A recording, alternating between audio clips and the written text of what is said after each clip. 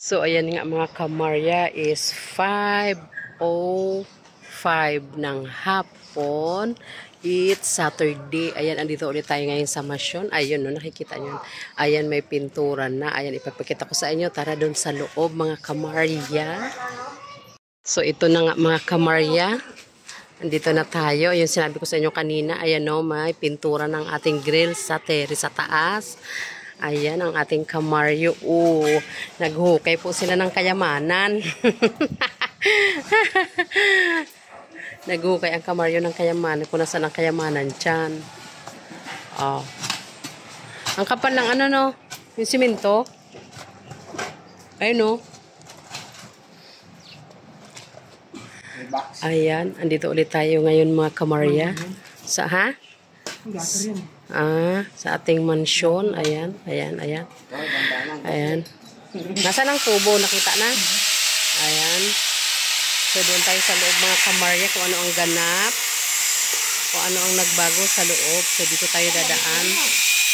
Hala, hala, hala. Bukas ang mga ilaw. Oh, ang ganda. Ayan si Sir. Oh, nagpapaputi ng ating pader. At andito ang dalawang sir. Oh, hala, hala. Ang ganda. Oh. Tok, tok. Oh, diba? Ang ganda ng counterbar ng kamarya. Oh, ayan. Ang ating ilaw. Nasaan switch niyan? Ito. Ito ba? Yun dyan.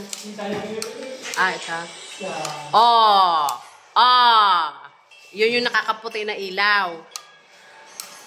Yung madilaw. Hala, hala, hala. Ang ganda. Oh, wag ginagamit anak. Wag mo babayin yan. Ay, patay. Ayan. Ayun, nagkakabit sila ng isang ilaw dito sa ating dyan, yung lagay natin ng ref or washing. Ayan. Oh, ang ganda ng ilaw ng kamarya. O, diba? May update tayo today. At saka ito nga ang sabi ko mga kamarya, sabi ko pupunasan ko yung kwarto. So, hindi na muna kasi maalikabok pa din. Ayan. O, mga bukas ang mga ilaw.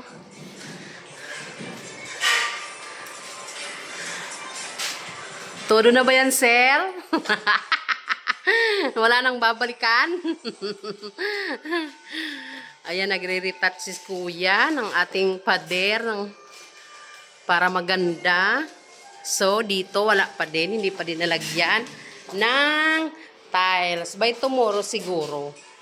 So, diba? Ito na lang mga kamarya, lalagyan ng tiles dyan, tsaka dito, tsaka yung mga bintana. So, ginagawa ng ating mga window. Ginagawa na ang at ang mga cabinet. So, akyat tayo sa rooftop kung anong ganap doon, mga kamarya. Yan, ito ang ating kwarto. Ayan, ang kwarto ng kamarya at ang kamaryo. May pinto na siya. O, tada! Makulimlim. Makulim. Ay, ito pala mga kamarya. O, ayan. Ang ganda. Ayan, may pintura na siya na. Black ang ating grills. O, diba? Safe na safe. O, ang ganda. Safe na safe yan mga kamarya. Kahit magtatalon dyan ang kamarya, hindi mahulog.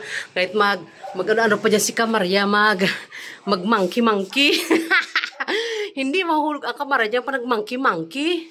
So, doon tayo sa rooftop, mga kamarya. Hindi ako makadaan doon sa pinto sa 3rd floor. Kasi may naglalagay ng tiles doon. So, bababa na lang muna ang kamarya. Later na lang tayo mag-update doon sa rooftop. Hinihingal na naman ako Ayan, ito tayo kay kamaryo. Bibili daw yan. Ayan na mga kamarya ang nahukay nila. Oh, 2 ginto. Oh, ang lalim.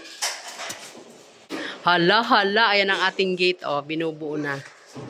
Diba? Ang gate ng kamarya.